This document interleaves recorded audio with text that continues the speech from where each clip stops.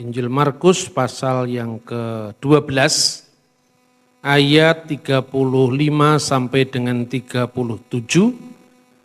Dan kemudian kita sambung dengan Mazmur 110 ayat 1 sampai dengan ayat 5. Markus 12 ayat 35 sampai dengan 37.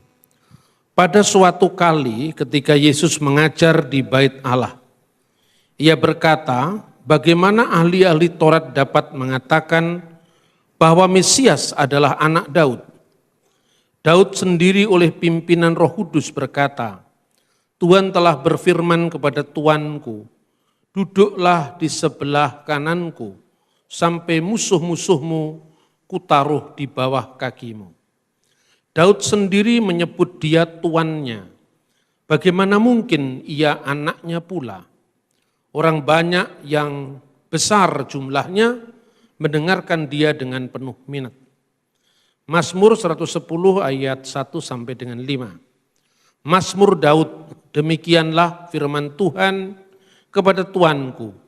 Duduklah di sebelah kananku sampai kubuat musuh-musuhmu menjadi tumpuan kakimu. Tongkat kekuatanmu akan diulurkan Tuhan dari Sion, memerintah di antara musuhmu. Pada hari tentaramu bangsamu merelakan diri untuk maju dengan berhiaskan kekudusan, dari kandungan fajar tampil bagimu keremajaanmu seperti embun. Tuhan telah bersumpah dan dia tidak akan menyesal.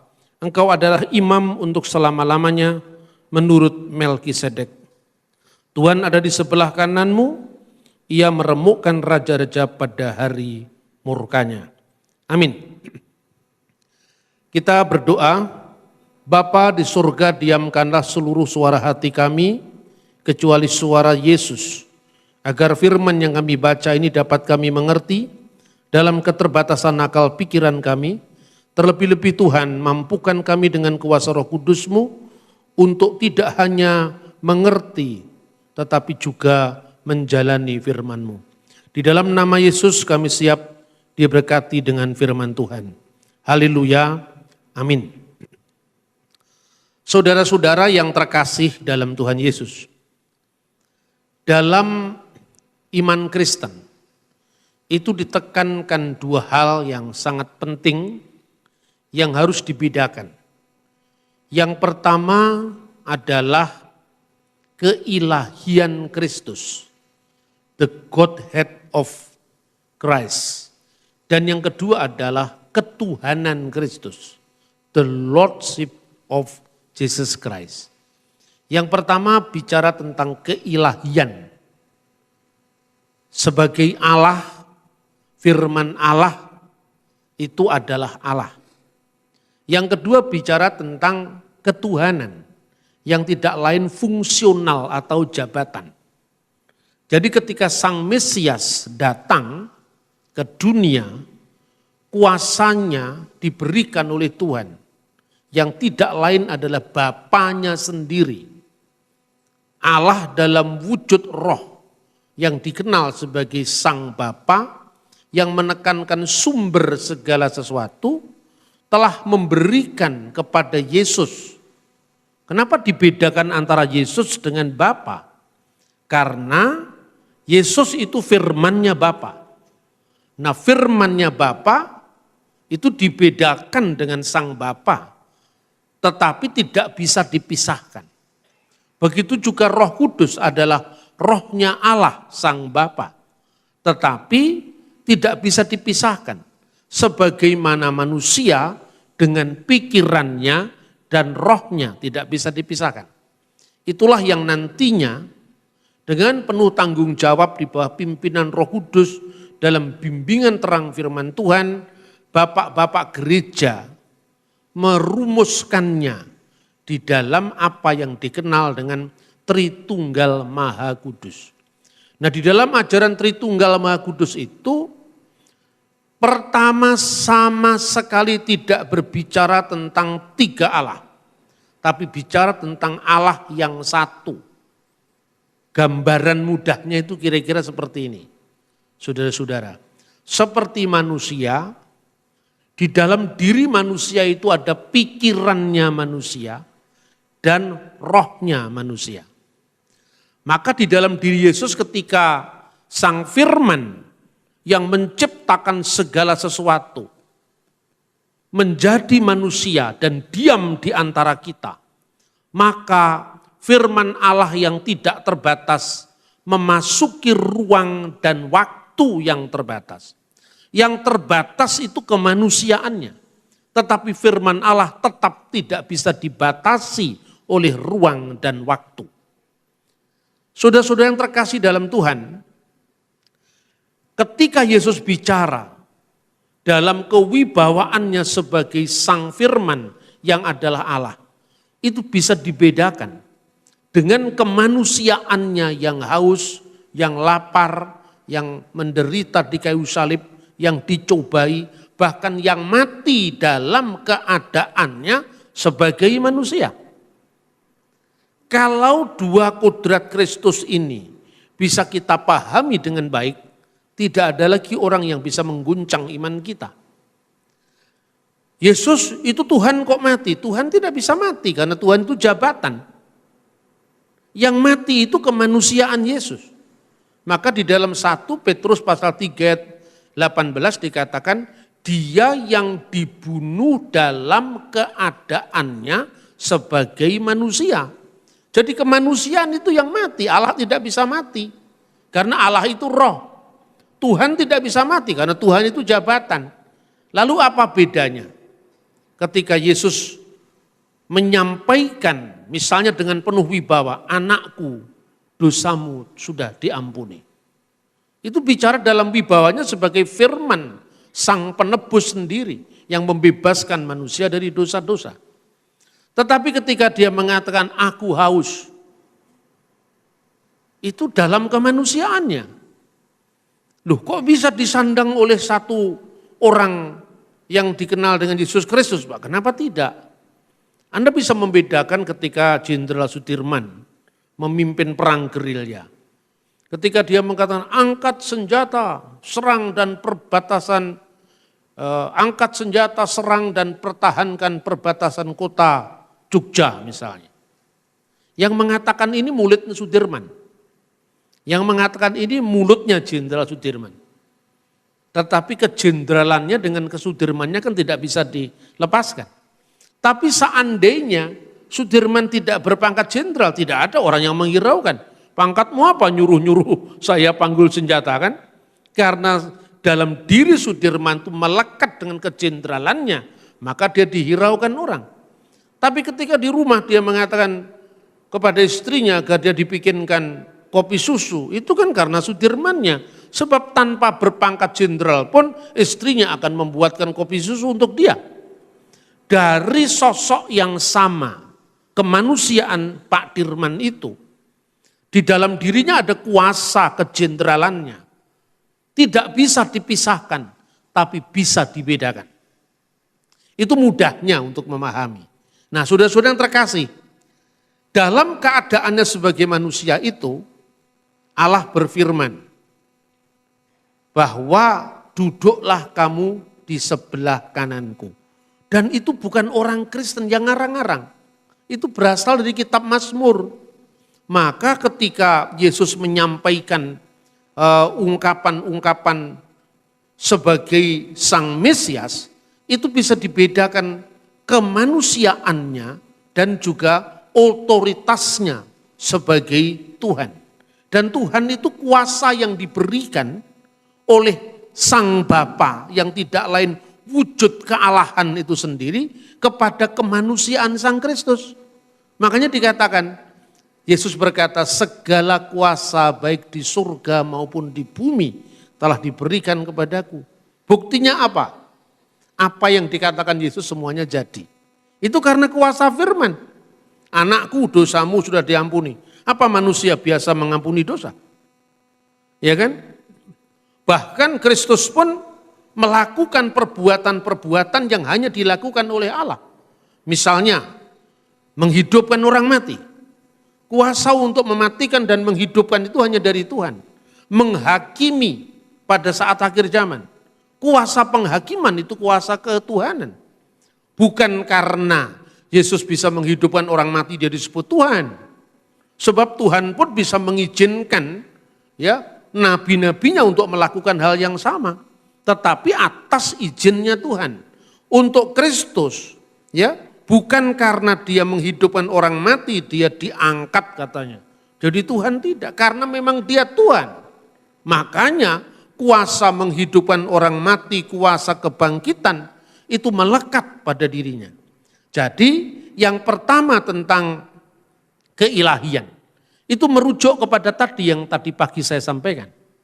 Sebagai firman Allah yang adalah Allah. Pada mulanya adalah firman dan firman itu bersama-sama dengan Allah dan firman itu adalah Allah.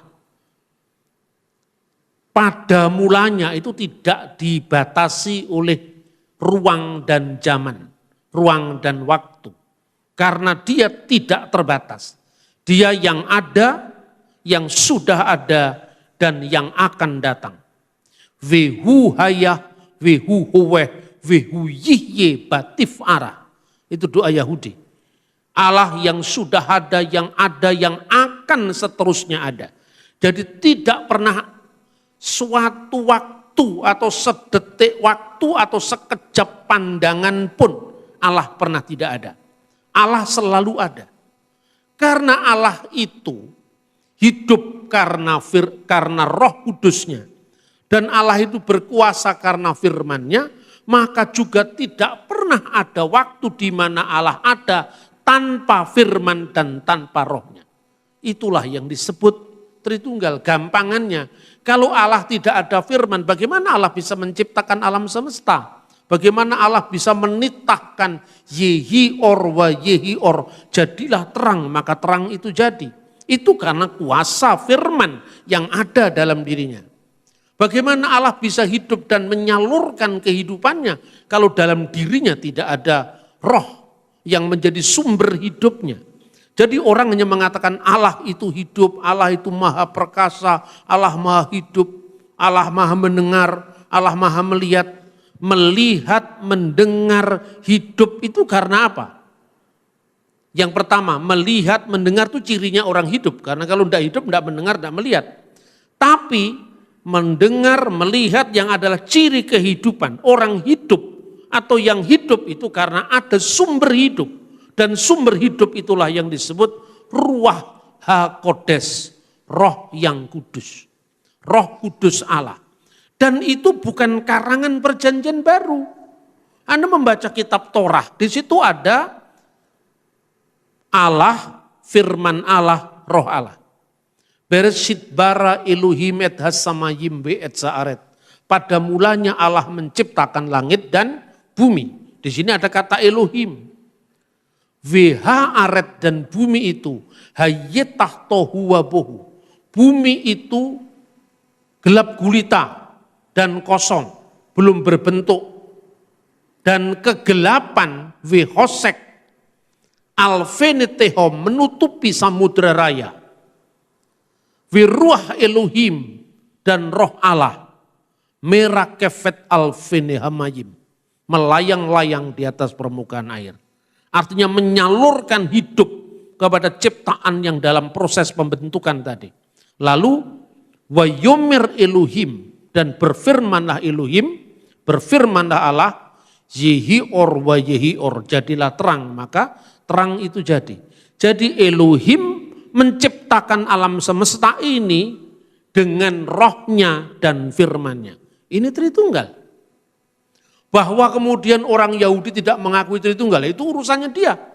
Yahudi dan Kristen itu kan berbagi kitab suci yang sama. Kekristenan dulunya adalah orang-orang Yahudi yang tercerahkan karena kedatangan Sang Mesias. Jadi setajam apapun perbedaan Yahudi dengan Kristen, itu perbedaan tafsir, bukan perbedaan kitab suci. Karena kitab sucinya masih sama. Itu saudara-saudara yang berbicara tentang keilahian Kristus. Maka firman tidak mungkin ada setelah Allah. Kalau Allah itu sudah ada, firmannya pernah tidak ada, ya berarti Allah pernah ada waktu tidak bisa berfirman. Karena firmannya belum ada, itu kan tidak mungkin, tidak masuk akal. Pernahkah ada Allah tanpa rohnya?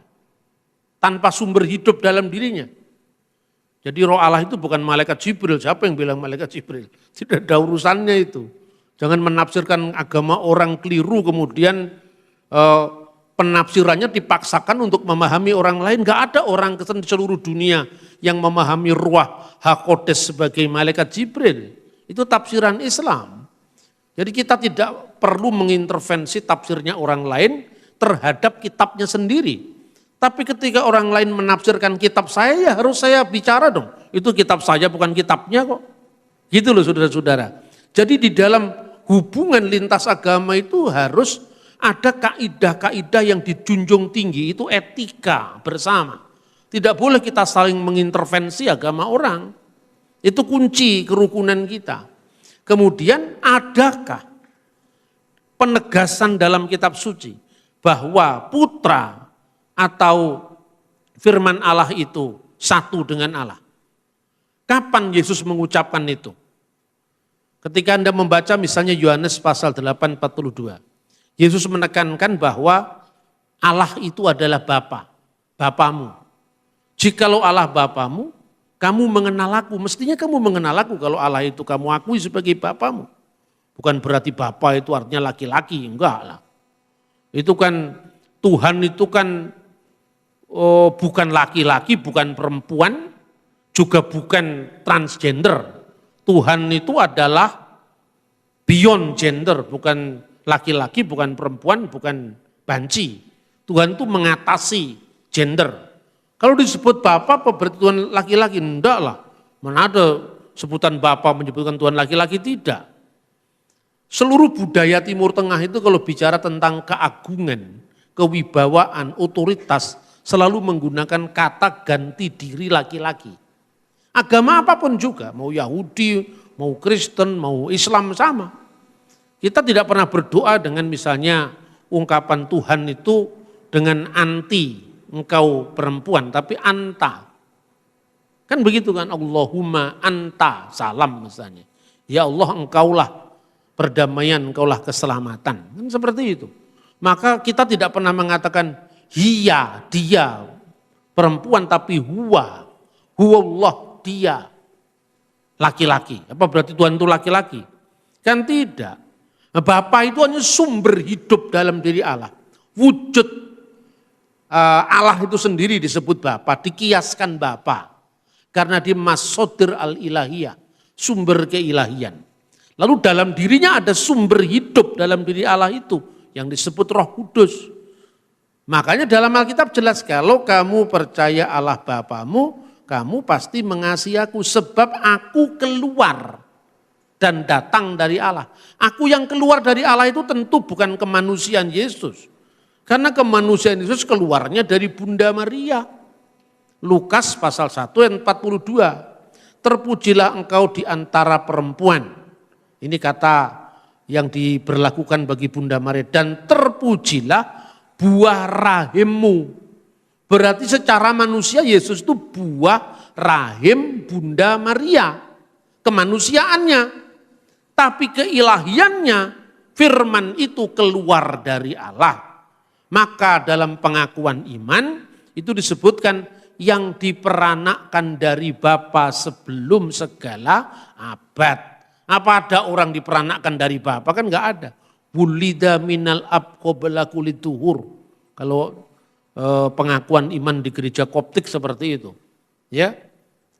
Yang dilahirkan dari Bapa sebelum segala abad. Mana ada orang lahir dari Bapa? Semua lahir dari mama, tidak ada lahir dari Bapa. Berarti ungkapan lahir di sini bukan kelahiran fisik. Kalau orang Jawa mengatakan itu mijile sabdo langgeng saka Gusti kang moho langgeng ing jaman kelanggengan. Karena Tuhan itu tidak terikat oleh ruang dan waktu, maka langgeng. Itu loh saudara-saudara. Kristus secara ilahi dia diperanakkan dari Bapa tanpa seorang ibu. Ada seorang teolog besar di abad ini yang sudah meninggal. Namanya Baba Senuda. Yang sekaligus adalah patriark dari gereja Ortodok Koptik. dalam bukunya yang berjudul Qanun al-Iman, Konstitusi Iman. Dia mengatakan bahwa Ibnullah lahu waladdain. Putra Allah itu memiliki dua kelahiran. Yang pertama al-awal, wulida minal ab, yang lahir dari bapa, ilahan bigoiri jasad, secara ilahi tanpa jasad, tanpa fisik, karena ini bukan kelahiran fisik. Duna tanpa ibu, karena putra Allah itu tidak membutuhkan seorang ibu, karena Allah itu tidak beranak dan tidak diperanakkan secara fisik. Terus yang kedua, kelahirannya yang kedua, wulida min jasadan biduni ab, yang lahir dari ibu secara jasad dalam kemanusiaannya tanpa seorang ayah. Nah, Nabi Isa dalam Islam itu menekankan yang kedua ini.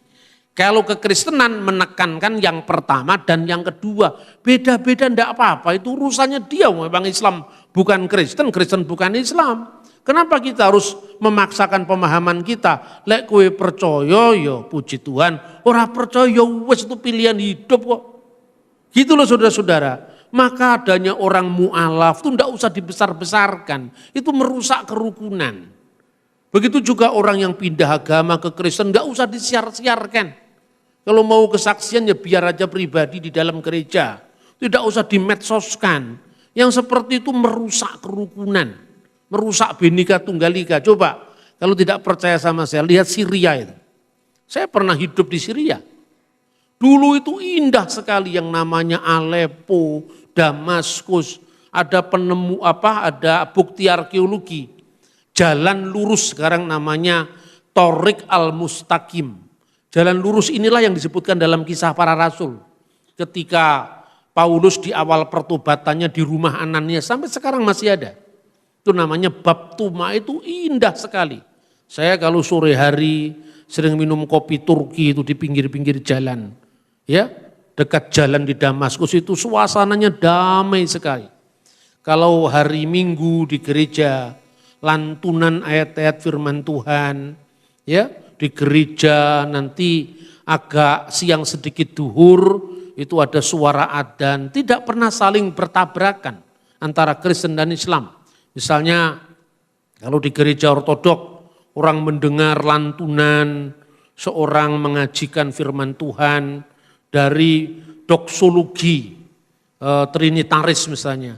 Al-masdu lillahi walibni wa ruhil kudus. Al-ana wa kulu awanin wa ila darit tahirin. Amin. Itu artinya apa? Segala kemuliaan bagi Bapa dan Putra dan Roh Kudus, sekarang dan selalu, serta sepanjang segala masa. Amin. Ibadah dimulai. Ya toh? Kalau tadi ada kata-kata kudus, kudus, kudus, itu di dalam bahasa Aram. Kadesata, kadesato, kades, kades.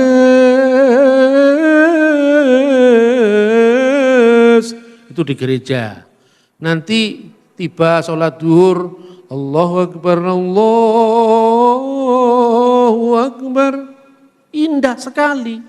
Begitu dihantam ISIS, satu saling curiga dengan yang lain, satu mengutuk dengan, sekarang tidak ada damai. Maka orang Kristen harus punya sumbangan untuk merekatkan kesatuan bangsa ini.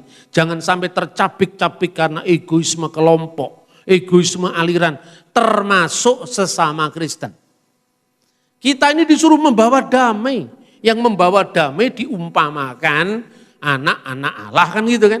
Jadi anak Allah itu maknanya anak Allah secara umum, orang-orang yang membawa damai. Yang kedua, anak Allah gelarnya Raja-Raja Israel yang diurapi oleh Tuhan sebagai Raja atas umatnya. Yang ketiga, anak Allah secara eksklusif, yaitu monogenes theos, putra tunggal Allah.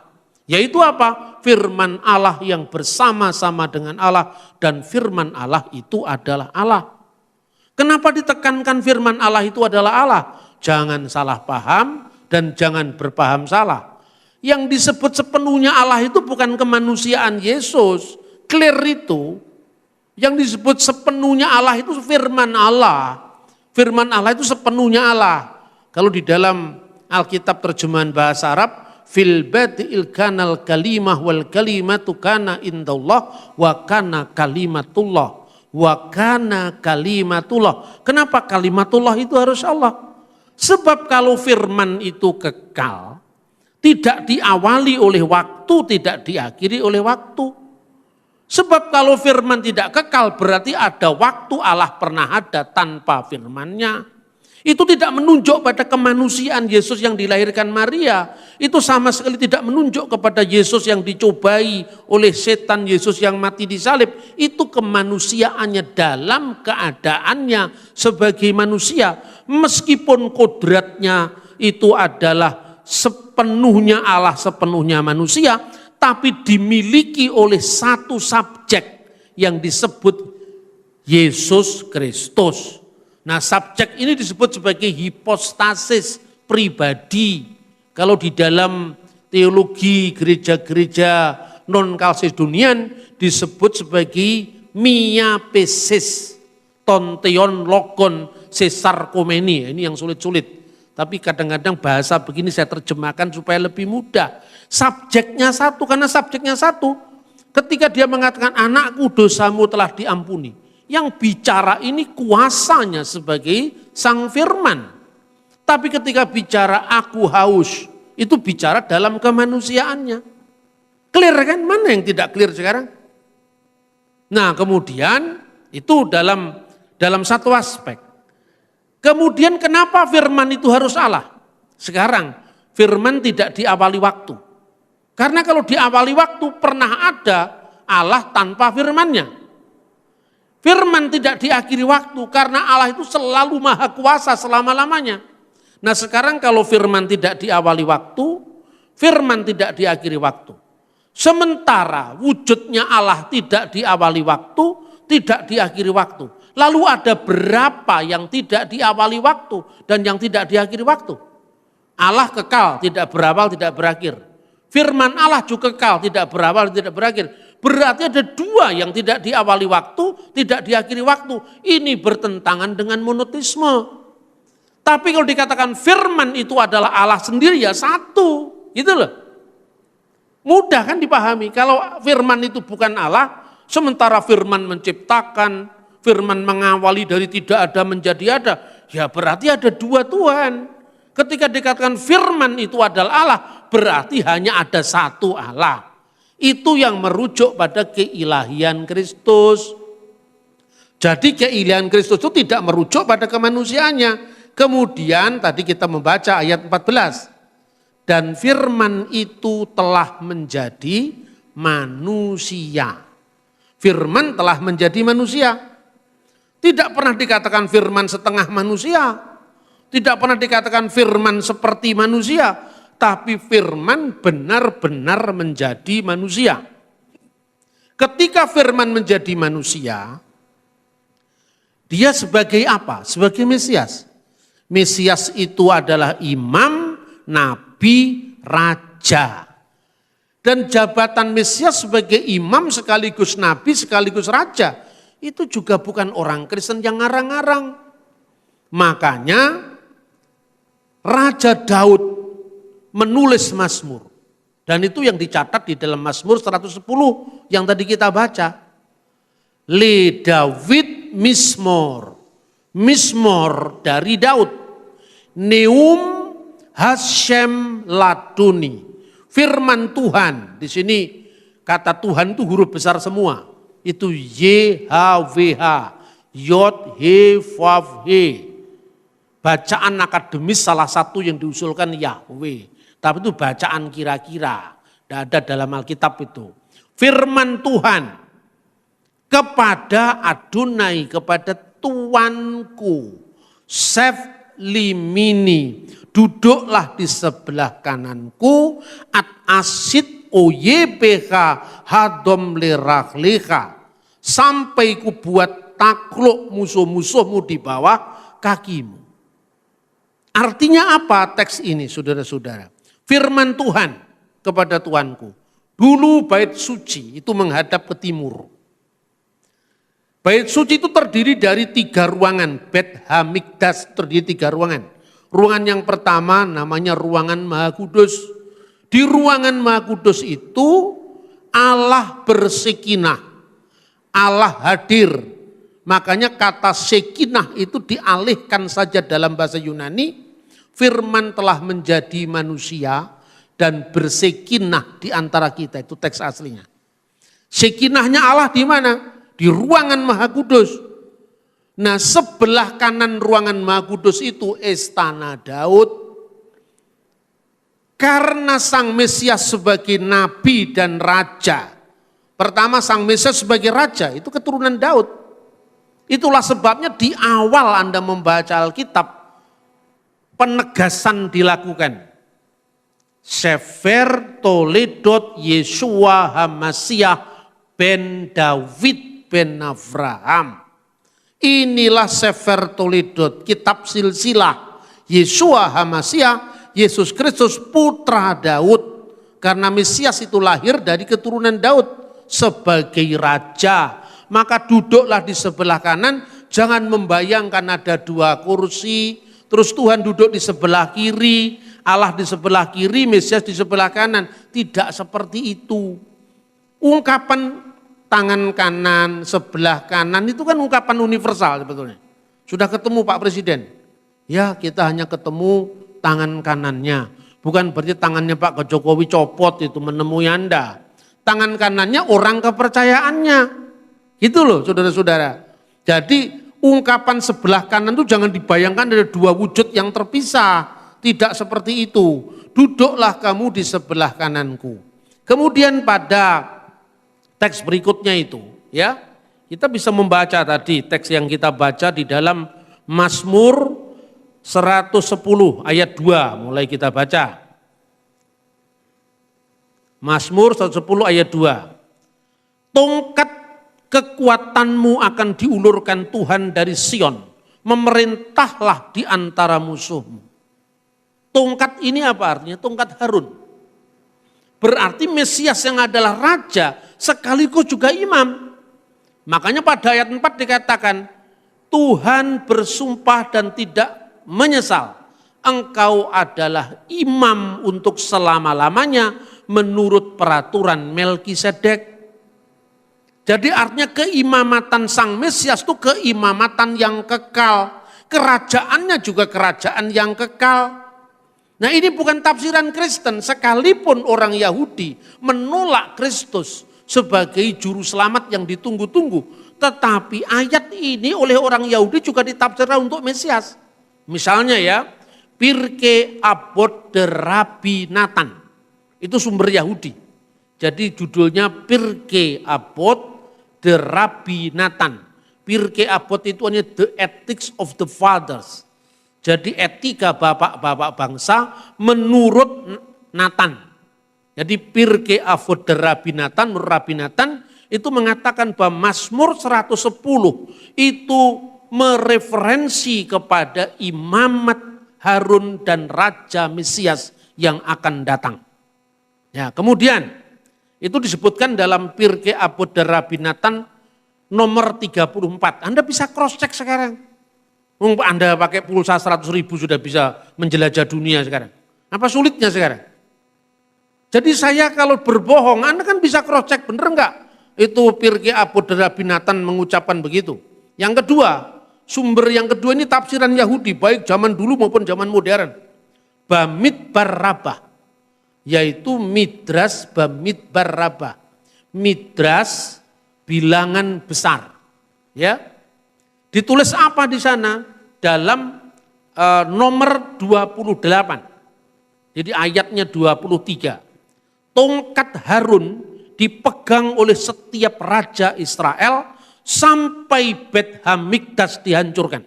Tulisnya. Lalu tongkat itu tersembunyi sampai nantinya ditakdirkan dipegang oleh Raja Mesias sebagaimana yang disebut dalam Mazmur 102, tongkat kekuatanmu akan diberikan Tuhan dari Sion dan memerintahlah di antara para musuhmu. Ini tafsiran Yahudi.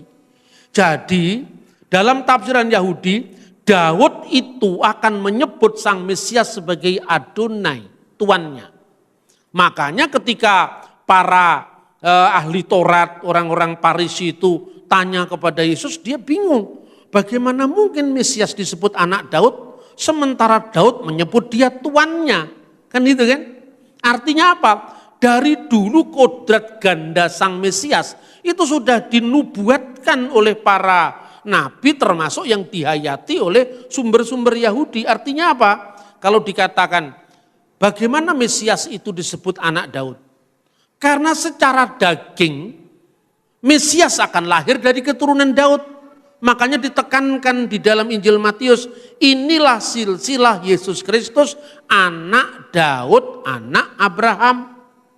Tetapi bagaimana mungkin Daud menyebut dia tuannya? Karena kewibawaan Mesias yang akan datang melebihi dari Daud kakek moyangnya. Bahkan sebagai firman Allah, ini perspektif Kristen, dia tentu lebih tinggi dari segala ciptaan yang ada. Nah, tafsir semacam ini bukan tafsirnya Konsili Nikea, tafsirnya Konsili Konstantinopel, seperti yang dituduhkan oleh beberapa polemikus yang sukanya bikin gaduh terus itu, ngurusi umat agama lain. Coba kita baca satu ayat lagi, ya satu perikop lagi. Kisah Rasul 2 ayat 34 sampai 36. Sebab bukan Daud yang naik ke surga, malahan Daud sendiri berkata, Tuhan telah berfirman kepada Tuanku, duduklah di sebelah kananku sampai kubuat musuh-musuhmu menjadi tumpuan kakimu. Jadi seluruh kaum Israel harus tahu dengan pasti bahwa Allah telah membuat Yesus yang kamu salibkan itu menjadi Tuhan dan Kristus. Ingat catatan pertama, Daud yang menyebut pertama kali Mesias itu sebagai Adonai, sebagai Lord, sebagai Kurios. Maka dalam terjemahan Septuaginta juga Kurio, dikatakan to David Psalmos. Dari kata psalmos menjadi psalm dalam bahasa Inggris. Yaitu Mazmur dari Daud. Eipen ho Kurios, firman sang Kurios, firman Tuhan, to Kurio. To Kurio itu kepada Tuanku, kepada my Lord. Jadi my Lord itu gelar Mesias. Sejak dulu, jadi bukan karangannya gereja Kristen. Jadi siapa yang pertama kali menggelari Mesias sebagai tuannya? Yaitu Daud. Makanya dipertanyakan bagaimana Daud itu menyebut dia tuannya padahal dia anaknya pula. Itu orang-orang Yahudi pada zaman Yesus belum nyampai kepada penggenapan nubuat itu. Padahal teksnya ada dalam Alkitab. Gitu loh saudara-saudara. Jadi jelas kekristenan tidak ngarang-ngarang. Gelar Mesias itu mengandung imam, nabi, raja. Nabi karena penggenapan nubuat Nabi Musa. Nabi Mikerbeka Meaheka Kamoni Yakim Leka Adonai Eloheka Alautismaun. Seorang nabi di tengah-tengahmu, di tengah-tengah Israel, tidak di luar Israel. Di antara saudaramu Israel itu jumlahnya 12. Firman itu disampaikan kepada Musa dari suku Lewi. Berarti nabi yang akan datang dari saudaranya Lewi, Yesus dari suku Yehuda, cocok toh? Seperti aku, seperti Musa, nabi Eksodus, nabi-nabi pembebas. Musa membebaskan Israel dari tanah perjanjian, dari tanah Mesir, menuju ke tanah perjanjian. Yesus membebaskan seluruh umat manusia dari perbudakan dosa-dosa. Simbolnya juga sama, Paskah. Kalau Paskahnya Yahudi, orang Yahudi membaca Seder HaPesah itu, inilah roti sengsara yang dimakan oleh nenek moyang kita di Mesir. Halakma annea diakalu, inilah roti sengsara yang dimakan afaktana biar amisraim oleh nenek moyang kita di tanah Mesir. Namanya juga Paskah, simbolnya juga roti dan anggur. Kalau nabi ini dari kalangan selain Yahudi, mana simbolnya? Kok enggak cocok? Dari zaman Yahudi dulu sampai zaman sekarang roti dan anggur. Simbolnya perjamuan suci. Namanya juga Paskah. Paskah itu artinya apa? Allah berfirman dalam kitab Keluaran ketika 10 tulah itu. Waraiti hadam, waraiti et hadam. Ketika aku melihat akan darah itu. Waraiti et hadam. Ufesakti. Maka aku akan lewat alaihim atas mereka. Pesah juga, Passover sama. Jadi kalau membaca kitab suci mesti utuh. Itu pertama dimensi sebagai nabi. Kedua sebagai raja. Sebagai raja karena duduklah di sebelah kananku itu mazmur kerajaan. Karena apa? Di sebelah kananku itu istana Daud. Ya. Maka kemudian disimbolkan ketiga imam. Tongkat kerajaan itu akan diberikan. Katanya tafsir Yahudi yang disebut sebagai Midras Bamidbar Rabah, itu selama bait Allah dihancurkan hilang itu tongkat Harun. Sampai nantinya tongkat itu akan menegaskan otoritas sang Mesias, ditakdirkan ketika Raja Mesias datang. Soal orang Yahudi belum percaya atau tidak percaya itu urusan lain. Tapi tekanan saya orang Kristen tidak pernah ngarang-ngarang. Semuanya ada. Bisa di cross check. Sekarang Anda buka saja Google, tulis misalnya sekarang Midras Bamidbar Rabah, tulis 28, nanti akan muncul bahasa Aram, bahasa Ibrani. Cari bahasa Inggrisnya, ketemu itu. Anda baca misalnya Pirkei Avot de Rabbi Natan 34, nanti akan ketemu, tulis Anda Sefaria. Sefaria itu webnya orang-orang Yahudi, isinya Talmud, Targum, macam-macam. Dulu saya begini nggak bisa langsung buka benda kecil ini. Jadi ini lengkap sekali Anda mau baca Alkitab Ibrani, Aram, Yunani, langsung benda kecil itu ada. Kalau dulu kan bawa Alkitab besar, gitu. Itu pun isinya cuma satu kitab. Ada yang misalnya Ibrani Indonesia, itu besarnya setengah mimbar ini. Sekarang praktis semua. Jadi dunia ini sekarang disingkapkan pada kebenaran dari Tuhan. Anda bisa di cross check kapanpun. Jadi kalau dulu Anda susah payah harus pergi ke Jenewa untuk lihat Biblioteka Bodmeriana Switzerland, untuk melihat naskah Alkitab yang jarak penulisnya dengan naskah tertua yang ditemukannya hanya 18 tahun. Namanya P66, Papirus 66 atau P46, isinya surat-surat Rasul Paulus. Rasul Paulus meninggal di Roma tahun 67, naskahnya ditemukan tahun 85. Kita memiliki lebih dari 5.000 naskah perjanjian baru yang tidak perlu Anda pergi ke Jenewa, cukup Anda lihat www.earlybiblepapyri.com, Anda akan lihat di situ gambarnya naskah asli, itu pun kalau Anda bisa baca. Ya toh? Supaya anak-anak STT mau belajar bahasa Yunani jangan hanya sekedar Anda lulus SKS. Itu belajar yang tidak bertanggung jawab, itu dapat SKS kemudian Anda sudah merasa bisa. Enggak, belajar itu proses yang terus menerus selama hayat di kandung badan. Long life education, seterusnya sampai ke liang lahat. Ya, dari rahim ibumu sampai ke rahim bumi, itu belajar. Makanya orang menuduh Alkitab palsu, cukup Anda bawa alat ini. Bawa ini, kecil ini, ayo buka Google. Saya mau tunjukkan kepada kamu Alkitab yang usianya hanya 24 tahun jarak penulisan dan penulisnya. Di mana Pak? Buka www.earlybiblepapyri.com. Tulis di situ, muncul gambar-gambar P52, P46, P66, Anda klik P46. Begitu P46 Anda buka, itu halaman pertama, kedua, ketiga, lengkap di situ. Jadi orang tidak bisa ngarang lagi sekarang. Yang bacaan yang benar bukan Parakletos. Parakletos itu Roh Kudus, tapi yang benar Perikletos itu adalah nabi akhir zaman. Itu dulu orang bisa bohong zamannya Ahmad Didat, sekarang tidak bisa lagi.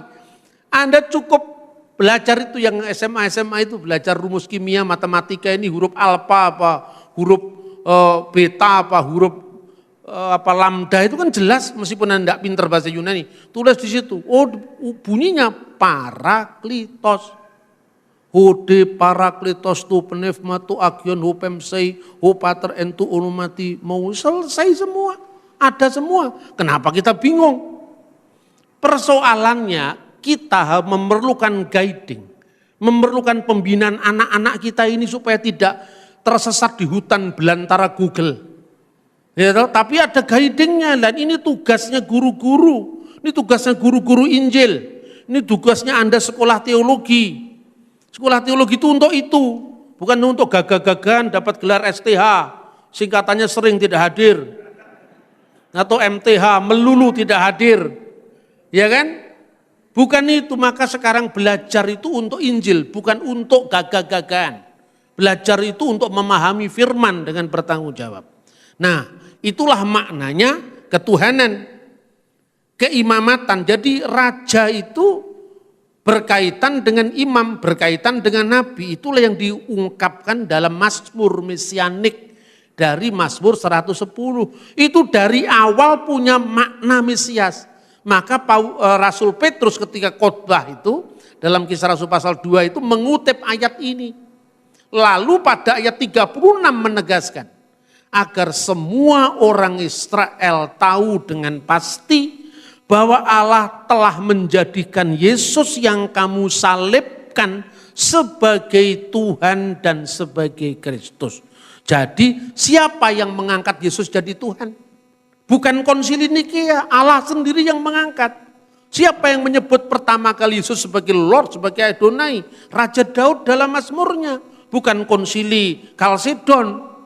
Konsili-konsili itu hanya menegaskan ajaran yang diterus sampaikan tanpa putus dari zamannya nabi-nabi, zamannya Yesus, rasul-rasul Yesus, murid-murid dari rasul Yesus, sampai bapak-bapak gereja.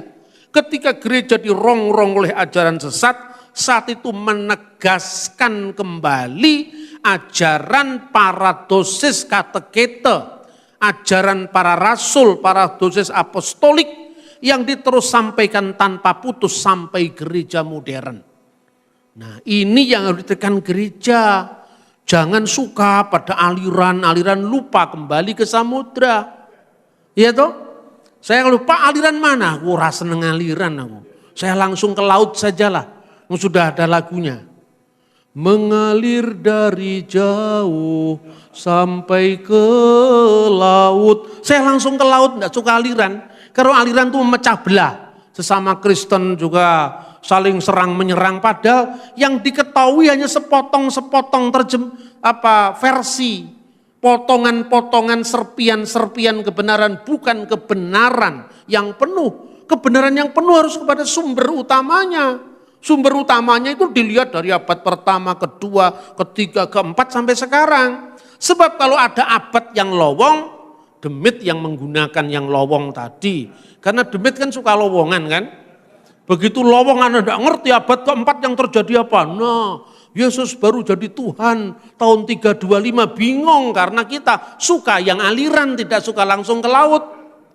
Benar apa tidak? Orang bingung soal Injil Yudas. Ya wong Injil gombalimu ya kok Anda bingung toh? Wong itu Injil di abad ketiga Anda bingung, apalagi Injil Barnabas abad 16. Bahasanya aja bahasa Latin. Bahasa Itali. Zaman Yesus belum ada bahasa Itali. Sama dengan Anda membahas zamannya Patih Gajah Mada tapi bahasanya bahasa Indonesia ejaan yang disempurnakan zamannya Jus Badudu yang tidak ketemu. Wong itu sudah berjarak ratusan tahun.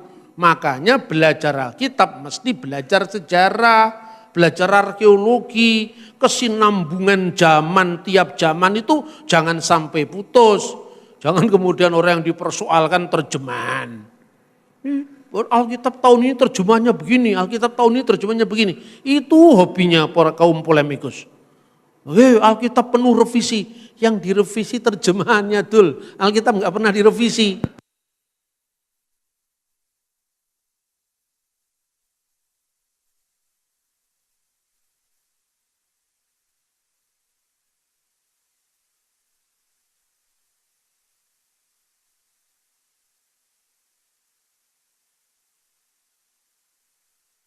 Loh, yang diterjemahkan itu direvisi, itu betul lah bahasa Indonesia zaman VOC lain dengan bahasa Indonesia sekarang. Coba Anda sekali-kali datang ke Malang ya. Saya tunjukkan itu Alkitab dari tahun 1629, dari tahun 1733 itu Alkitab yang dibaca Thomas Matulesi Patimura itu. Sebelum dia melawan Belanda, dia di salah satu gereja di Saparua terbuka Mazmur yang menginspirasi perjuangan dia melawan Belanda itu ada. Nah, di dalam terjemahan kuno kan dikatakan Tuhan kok sekarang jadi Tuhan. Lupa bahasa-bahasa Melayu itu juga berkembang. Saya sering ditanya begitu tuh kemudian ya karena bacaan saya itu kan relatif banyak ya. Jadi kalau ditanya-tanya begitu kan dari satu literatur ke literatur lain kan mudah sekali beloknya saya. Saya bilang begini, coba kamu buktikan kapan kata Tuhan mulai dipakai dalam bahasa Indonesia. Bingung dia. Loh kenapa Pak? Loh kata Tuhan itu memang berasal dari kata Tuan. Tuan segala Tuan itu menjadi Tuhan. Perkembangan antara bahasa Melayu yang ada di Riau, Melayu di Semenanjung, Melayu di Kalimantan, bahasa Melayu yang dipakai di wilayah lain itu beda satu sama lain. Sampai hari ini pun beda. Makanya kalau Anda pergi ke Medan, ayo kita tengok dia. Kalau Anda ngomong tengok di sini menengok orang sakit. Tapi kalau Anda mengatakan mari kita lihat dia, hanya melihat sekilas, tidak menjenguk. Itu antara Medan dengan Jakarta aja beda. Makanya lembaga Alkitab itu harus menyatukan terjemahan yang bisa dipakai oleh seluruh pengguna bahasa Indonesia. Dulu diterjemahkan putra untuk kata Yesus sebagai putra Allah. Ya, Bar di Allaha atau Ben Elohim diterjemahkan putra Allah. Bagi orang Jawa rasanya pas ya. Masa kalau anak isopo, anak pitik, anak macan itu kan. Tapi kalau enggak ada kan putranya macan. Bahasa Jawa. Putranipun singo menika mboten ada. Anake singo kan itu kan. Putranipun kucing kan enggak ada kan. Yang ada anake kucing, anake singo kan itu kan. Tapi kalau putranya Den Bei kan menika putranipun Den Bei kan itu kan. Jadi kata putra lebih respek, lebih hormat. Tapi kalau kata putra dipakai dalam bahasa Indonesia, orang di luar Jawa tidak bisa ngerti. Pertama, kelemahan kedua, kata putra itu berkelamin karena untuk laki-laki. Bagaimana ketika anak-anak Allah nggak bisa diterjemahkan? Masa putra-putri Allah? Kami putra-putri Indonesia, masa begitu? Padahal teks satunya cuma satu saja di situ, makanya bergumul berat dalam terjemahan. Itu bukan hanya bahasanya Alkitab, Quran juga begitu, Weda juga begitu. Makanya kita perlu paham teks aslinya. Nah kata tuan itu dulu artinya ya memang tuan. Di zaman Majapahit, patih pada masa Raja Wikramawardhana itu namanya Tuhan Kanaka. Itu artinya Lord biasa, Tuhan Kanaka. Tapi kemudian seiring dengan perjalanan waktu, baca bukunya Profesor Muhammad Yamin yang meneliti prasasti-prasasti Indonesia kuno. Awal mula ketika Islam masuk ke Indonesia di Prasasti Trengganu tahun 1380, itu kata Allah belum dipakai secara mutlak, masih berdampingan dengan kata Dewata Mulia Raya. Itu Prasasti Trengganu sebagai terjemahan dari Allah. Ungkapan dewata ini dipinjam oleh bahasa Batak menjadi debata. Maka Allah diterjemahkan debata mula jadi Napoleon. Ini perkembangan dari Sanskerta, Arab, Melayu, campur aduk menjadi satu namanya bahasa. Kemudian berkembang menjadi bahasa Indonesia kita sekarang. Nah ketika Yesus diterjemahkan Tuan dan Tuhan, itu problem bahasa Indonesia. Problem bahasa Jawa enggak ada. Ketika dia mengatakan Gusti Yesus ing Jumat Agung menika sampun sedo. Tidak ada orang Jawa Gusti kok sedo. Nah tinggal Gustinya toh. Kalau Gusti Patih sedo sing sedo manusianya Gustinya tidak bisa sedo karena Gusti itu kan gelar Lord Charles meninggal. Yang meninggal kan Charlesnya Lord tidak bisa meninggal. Tapi begitu bahasa Indonesia kita tidak punya kata yang bermakna ganda, Tuan sekaligus Tuhan. Nah itu problem, makanya kalau Anda mengatakan Tuhan Yesus mati, orang lain ketawa-ketawa. Tuhan kok mati? Tuhan yang menciptakan alam semesta kok mati. Dunia direbut setan selama 3 hari katanya gitu. Coba kalau Anda pindah jadi bahasa Inggris, pindah jadi bahasa Jawa. Tidak ada orang tanya begitu. Karena kata Gusti bermakna ganda baik Tuhan maupun Tuhan. Tergantung konteksnya apa. Kalau itu Gusti dalam makna Gusti Pangeran Diponegoro ya yang perang Diponegoro 1825 sampai 1830. Tapi kalau Gusti Allah yaitu Allah Subhanahu wa taala dalam pandangan Islam. Tapi kalau Gusti Pangeran itu seto maksudnya manusianya, tidak pernah Gusti Allah seto gitu loh. Tapi kalau dalam bahasa Indonesia karena keterbatasan penggunaan kata Tuhan dan Tuhan, maka jadi masalah. Jadi saya tegaskan, ketika Yesus disebut Allah sama sekali tidak bicara tentang kemanusiaannya. Tapi bicara tentang firman Allah yang adalah Allah. Ketika kita bicara tentang Yesus sebagai Tuhan, itu kemanusiaannya justru yang disebut Tuhan itu. Jadi Tuhan di sini agak beda dengan pandangan dengan bahasa Indonesia umat Islam. Tiada Tuhan selain Allah, beda. Kalau dalam bahasa Arab kan la ilaha illallah, tidak ada ilah kecuali Allah. Kalau di Kristen kata Tuhan itu maknanya spesifik untuk kurios yang bermakna ganda baik Tuhan maupun Tuhan. Nah kalau dalam Islam itu terhadap konteksnya. Kalau orang Islam Jawa ketika mengatakan Gusti Allah ya Tuhan Allah. Tapi kalau Gusti Patih itu bicara manusia seperti itu. Paham saudara-saudara ya?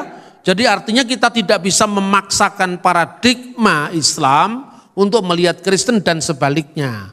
Itulah awal dari kesalahpahaman. Jikalau Yesus disebut Tuhan dalam pengertian Tuhan atas segala Tuhan yang berdaulat. Apa itu tidak mengganggu keilahiannya? Tidak.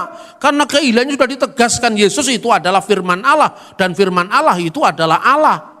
Tapi ketika menjadi manusia, perhatikan. Allah telah menjadikan dengan pasti Yesus yang kamu salibkan. Yesus yang kamu salibkan berarti kan kemanusiaannya toh. Yang bisa mati toh. Sebagai Tuhan dan Kristus. Setelah kebangkitannya dia disebut Tuhan atas segala Tuhan. Karena kuasa baik di surga maupun di bumi telah dilimpahkan kepadaku. Tapi ketika perempuan Samaria belum mengenal identitas Yesus, pasti dia mengatakan, nenek moyang kami menyembah Tuhan di sini. Tapi nenek moyang kurios, Tuhan. Bukan Tuhan di sini.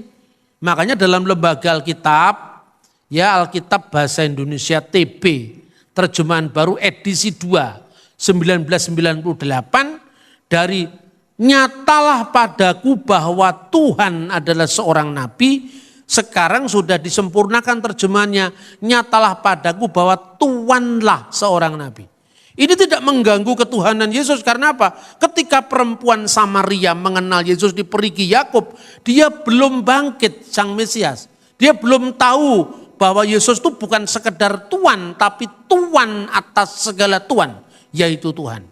Maka ungkapan yang disampaikan Thomas ketika mengatakan kurios mou ke hoteos mou, my Lord and my God. Lord di sini maknanya jelas, Lord of Lords, Tuhan atas segala Tuhan. Dan itulah yang disebut Tuhan. Memang tidak mudah, tetapi ketika kita terus menggali kebenaran firman Tuhan, semuanya akan tuntas. Sebab siapa yang mencari pasti akan diberi. Siapa yang meminta pasti akan mendapat. Siapa yang mengetuk pintu pasti pintu dibukakan. Maka kita harus setia kepada kebenaran firman Tuhan. Tuhan memberkati kita dan firman-Nya terus melengkapi kita untuk iman percaya kita dalam mengiring Yesus Kristus Juru Selamat kita. Amin.